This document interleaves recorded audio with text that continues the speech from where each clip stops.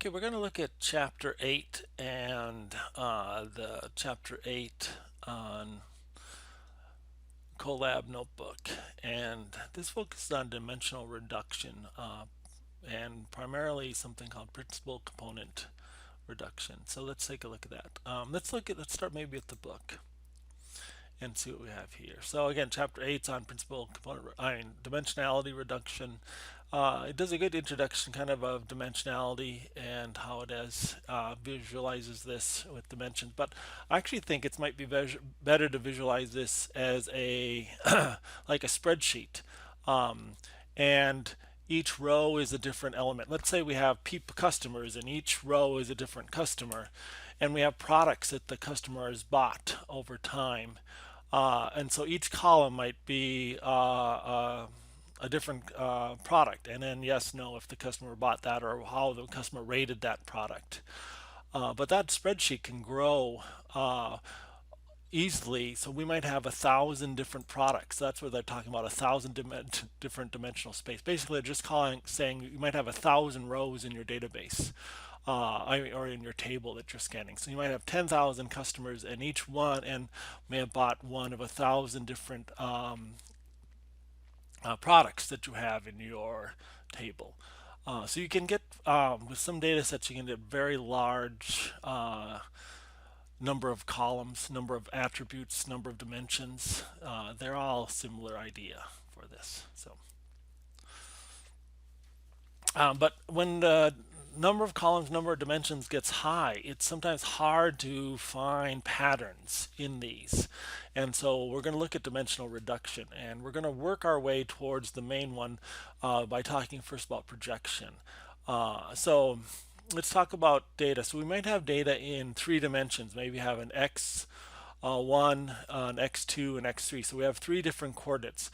Maybe this could be colors, the amount of red, green, and blue values. Maybe it's the size of something, the width, length, and depth of some flower or something like that. It could be anything, but we have 3 dimensions for every object, and then each of these dots is a different sample in our database. But again, we're in 3 dimensional space. It's kind of hard to see a pattern. So one thing we can do is just kind of try to find a projection, a 2 dimensional projection of this 3 dimensional data, where we see most of this data lies on this one plane, and we're going to put that plane there. And then you can kind of see how this data can result in this plane, this semicircle plane there, by cutting that data through there. And so rejecting 3 dimensions onto 2 dimensions, in this case they're calling it Z1 and Z2. Um, you could think of this as this. Maybe you just use the width and the length and you ignore the depth. But in reality, that rarely happens. It's some combination of these. So we put a plane, a hyperplane through here, 3 dimensional plane, and then we calculate these values on that plane that's tilted. So then all of a sudden we're bringing in our more math to calculate the combination of x and y using trigonometry and stuff to get this plane fit here. So that's kind of one way to kind of visualize that. And another way I think about it is, so here's your data in 3 dimensional space. And you can see there's a pattern in it. And again, each dot is a different sample, and there are kind of different categories or maybe a different value we want to plot for or determine for each one. Maybe this is the how likely that customer is to return a product or something like that, or default on a loan or something, some percentage. So we might be using regression to try to predict some value, and so the color here is kind of showing that value as we go. And again, so if we try to predict that, lay that out on just the x and y coordinates, or x1 and x2 coordinates here, project it straight down, we get this mix. And a lot of the data is mixed together, where if we create a more complex manifold, a curved dimension in here, and lay it along that curved dimension, we can get the data to lay out like this, and then it'd be easier to run regression on this to predict some value associated with this data on the right. So there are different ways of doing this. And this kind of talks about manifold role learning and how that can be set up. We're not going to go into too much detail on that. There are different ways of doing manifold learning, but instead we're going to wait to this PCA, Principal Component Analysis. And again, this is by far the most popular dimensional reduction algorithm out there and is used. And again, this is the only one we're actually going to cover because again, it is just so popular and so common and so versatile for this. So we're going to try to look at mapping high dimensional data onto lower dimensions while retaining the what we call the variance, the differences between these. So we can still discriminate between different values for this.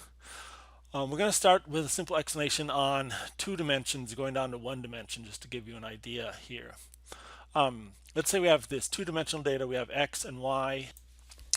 I keep saying x and y, but when with these higher dimensions, we could have 100 dimensions or 1,000 dimensions, so we're going to run out of letters. So we're just going to use x1 and x2 and x3 for their different dimensions here. So we have x1 and x2 here, and we have our data, but we notice that most of the data is spread along this one axis. And so we can create a, what we call a component, a line here, and just see how everything matches along that line. You also, once we have that main line there, you can also see another line here and say some of the data varies along this other line also. But just by looking at this main line here, this C1 line here, we could create this projection with only 1 dimension and get a lot of that. So basically we're just saying how far along this one line C1 is each data element. So this data element is way up here, so that would be mapped to this one way up here. These data elements are way down here along this line, and so that's this line here, and so those elements would be plotted here. Where like maybe these elements in the middle here, even though they're offline, if we push them towards that line, they would be in here for that. Now we can also look at not only the how far along this line each component is, but also how far along this one. So this would be our main principal component, and this would be our second principal component, and we can look at the data spread out along there. So that's the idea, is that we can look through these components, and again, it's pretty. You can visualize it with 2 or 3 dimensions. When you get up to 100 dimensions, it's a little harder to visualize, but the math, the algorithm works the same no matter how many dimensions we have. So one thing we'll look at principal component analysis is how many dimensions we want to project our data on and how that's going to look. And so again, that's where we come with this principal component. Each component is a different dimension we're going to project our data on for this. Now each of these different dimensions is what we call orthogonal. They're right angles to the other. Now if you've had any linear algebra, all this should sound familiar because linear algebra works a lot with this whole idea of principal components. In linear algebra we call them eigenvectors, and each eigenvector is orthogonal to each other. And so again, if you've had linear algebra, this is so much based on linear algebra. So again, the math here is very much linear algebra based, and we're not going to go into it. How we determine these principal components and stuff like that is all well researched and worked on in linear algebra. And that's why a lot of times if you want to do more of the theory of machine learning, linear algebra is a good course to take. As far as we're concerned, creating this sort of stuff is relatively straightforward. So we're going to again skip over the math of it, and the textbook actually skips over the math of it mainly too. And we're just going to talk about projecting dimensions down with scikit-learning here. And so all we do, if we have some data, we create a PCA object, and we specify the number of principal components, like in this case 2. We have some data, and then we just transform the data. We call fit transform of the data with the PCA, and it maps this data, which in this case had 3 dimensions, onto a new version that has only 2 dimensions for this. Now, it doesn't really make sense to go from 3 dimensions to 2 dimensions, so let's look at some other data for this. So in our notebook, again, we're going to get started here. Section 1, again, imports our libraries, and then we have a couple different sections here. doing principal component analysis. The first thing we're going to do is look at the iris data just so we can visualize some stuff, and we look at the iris data all the time, so we might as well do it on this. Again, remember the iris data has just 4 dimensions here, 4 measurements, and then a category, and that's going to be our output. So I'm just talking about 4 dimensions here for this. So um, So let's look at how we're going to do this. First, we import the PCA component from scikit-learning. Then we create a PCA object with the number of components here. In this case, I'm going to call it PCA2 because I made it with 2 components. And then we're going to do a fit transform. You can actually call fit and transform separately, but often we're doing it we do it at the same time. So you can break these up into different calls, but this one combines the two together. And then it gives us, we take our old data set, our iris data set, and we change it to a new iris data set. So let's just kind of see how this would work. So this is a view of the iris data set, and we're just looking at the first 2 components, component 0 and 1. So that's probably the, let's see, probably the petal length in centimeters, and I mean the sepal length and the sepal width in centimeters are the 2 first components. And we're just going to graph those out, and then each, the color dot represents the different types of iris here, and then you can see that this type of iris would be easy to separate just with those 2 measurements, but these two are intermixed. But if rather than just picking arbitrarily component or 2 of the measurements, we use PCA and do this. So here's PCA, and so again up here, let's see, where were we? Here we called PCA fit transform on our original iris data, and we ended up with this iris data PCA2. So that's the data with only 2 dimensions in it. So now we only have 2 dimensions in our data. Here is our 2 dimensional data, and we're plotting this. Now here you could actually also, let's just add a code here. I could actually also just display that data. Okay, so I'm going to try to display that data. It says it's not defined. I forgot to run these actual commands up here that load up the data. Okay, so now let's see what the data looks like. So the head command, oops, is not going to work here because it's not a numpy. Let me fix that. Okay, I had to switch this so I could print it off.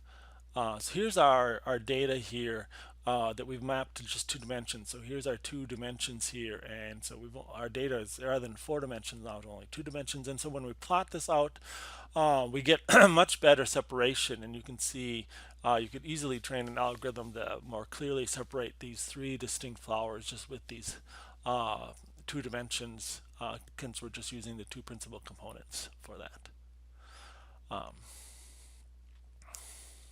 So again, in your write-up, I want you just to talk about these 2 visualizations above, and explain a little bit how you understand them. So next we're going to move on to the cancer data set. So in the cancer data set, this is the breast cancer data set from the University of Wisconsin. It's a relatively older data set, which is used in a lot of simple learning algorithms as just a sample data set. You may remember it, we used it in the project, the mini project in the first unit. So this is that same data set. So again, we've got different patients, and then we have a lot of different measurements. So here, again, rather than just having 4 measurements, we have a whole bunch of measurements for this. So we have a little larger data set here. In fact, we have 31 different dimensions for this data set. And again, we're trying to determine if this cancer or this tumor is malignant or benign. So that's our diagnosis, is malignant or benign. So again, we're going to read in this data set and display it. Let me just read this in and display it. Okay, and then we're going to break it up into our x and y values. We're also going to scale those values. If you remember, before, some of these values are quite high, like 1,000 in thousands, and some of them are very low, like zero point 0.1. So we're going to scale all each of these values so they're similar. And again, that helps when you're doing PCA to do some scaling of the data. We often scale the data before we do principal component analysis on it. So then the question is, how many components should we break this data up into? So here again, we've got 31 components here. How many do we really need to characterize this data? And the idea is that we might, to use all 31 might take a lot of memory and a lot of space. 31 isn't bad, but if we had 31,000, then it would take up a lot of memory and space and time to train this stuff. So how do we go through with a larger data set here and train it, and how many dimensions might we need for that? So we're actually going to create 4 different samples of the data set, one with only one component. So map all these into a single dimension, one with 3 components and one with 5 components. And we'll talk about this other one in just a sec. So here's how we do this. We're doing one component here, and we're transforming the cancer data, which we created up here. This is our cancer data, and it's grabbing the 31 attributes of the tumor, ignoring the diagnosis, which we're using as the output for this.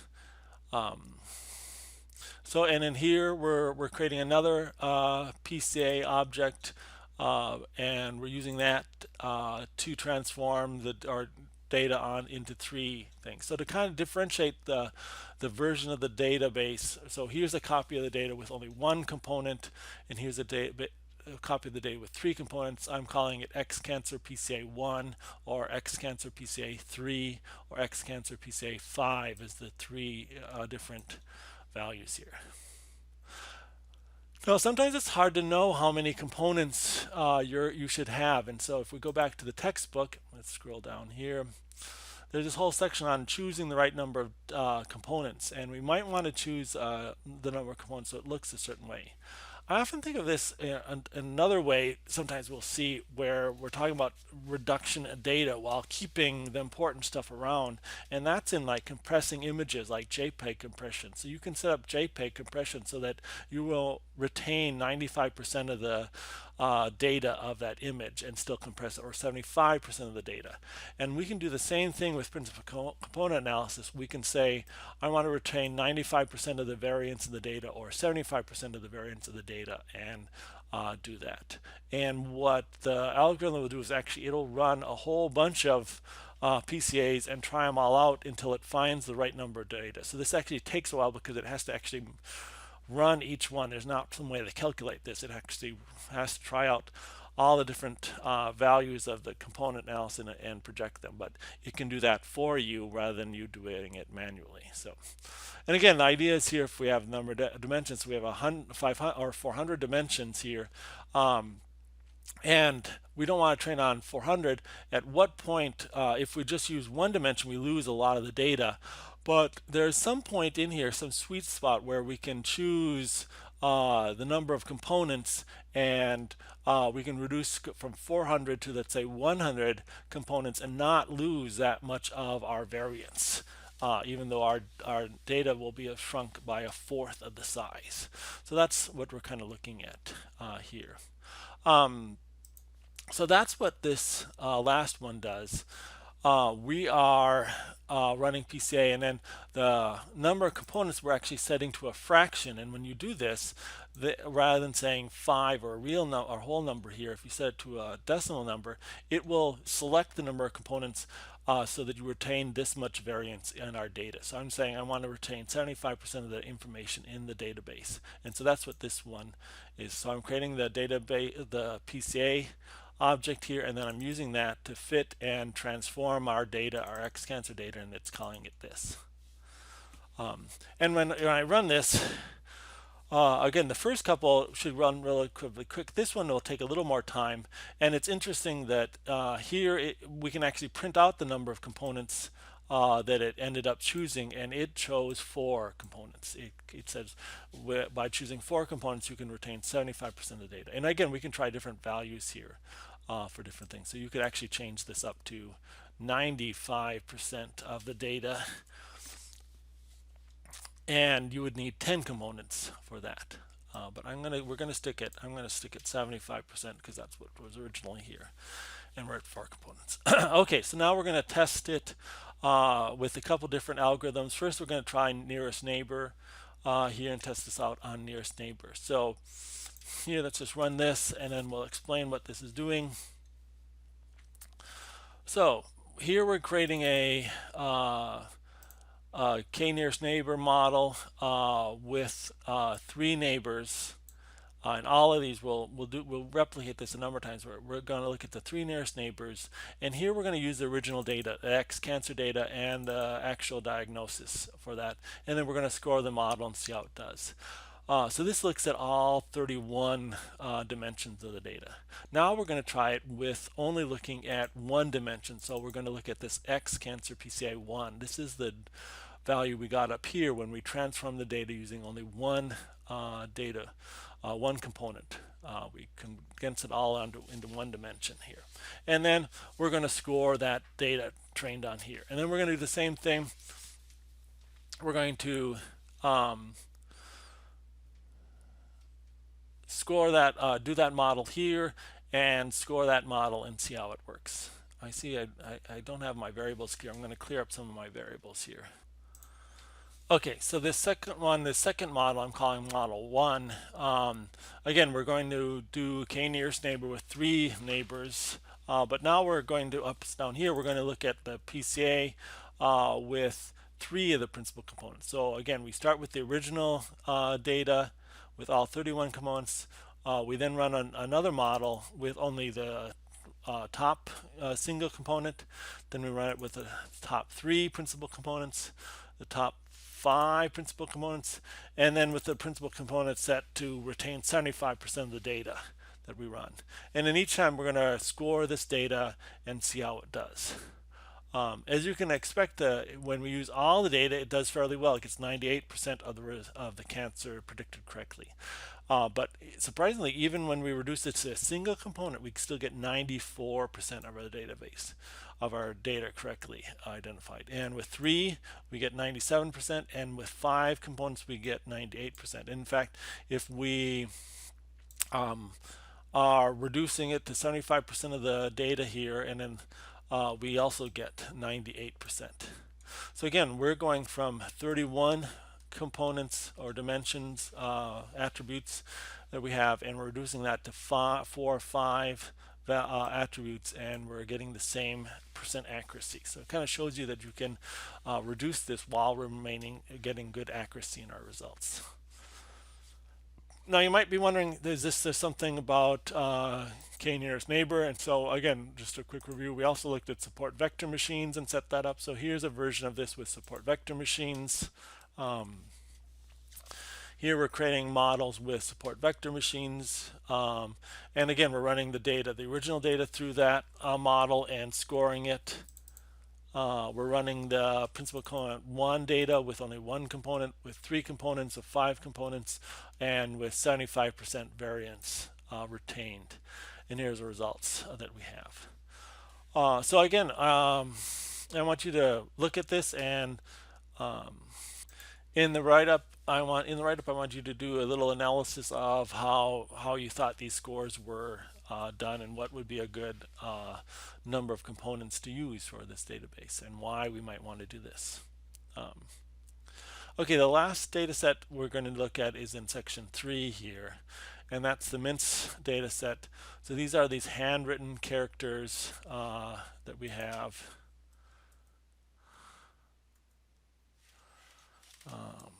Let's just run this. So again, these are databases. And this talks a little bit about using MINTS principal component analysis actually for compression. Again, I talked a little bit about JPEG compression earlier, and that's, again, you can actually use PCA for that. So again, we're not going to talk too much about this, but since the code was here, I just included it in our thing. So PCA can be used for compression.